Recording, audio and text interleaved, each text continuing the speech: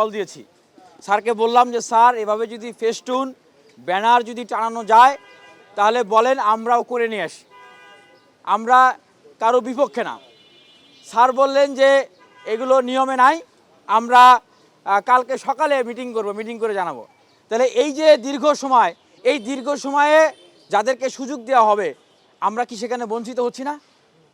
এখন দেখেন 24 ঘন্টা হয়ে গেছে, এখনো পর্যন্ত ব্যানার ফেস্টুনগুলো ঝুলছে, অথচ আমাদেরকে বলা হয়েছে যে এগুলো নিয়মের মধ্যে নাই।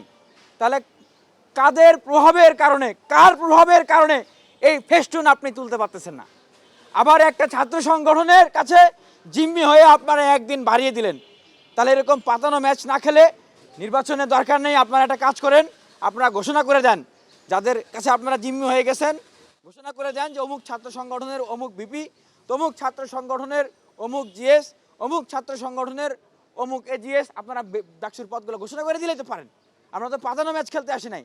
শিক্ষার্থীদের উপরে একটা জিনিস স্পষ্ট করে বলতে চাই, ঠিক এই যে ডাকসুর জন্য মরণপণ ফাইট দিয়েছি, কেন ফাইট করেছি জানেন? নিজে ডাকসুর ভিপি হওয়ার জন্য না, ডাকসুর জন্য মরণপণ ফাইট করেছি এজন্যেই আওয়ামী লীগের সময় আমরা দেখেছি সেই জিনিসগুলোকে আমরা হারে হারে বুঝি।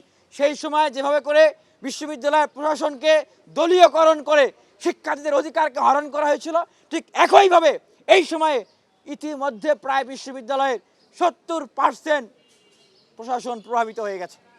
আপনারা 70% ইতিমধ্যে প্যাকেট হয়ে গেছেন, আপনারা হয়তো বুঝতে পারতেছেন না অনেকেই। না হলে এই 11 মাস লাগে না ডাকসুর জন্য, এত ফাইট করতে হইতো না এই ডাকসুর জন্য।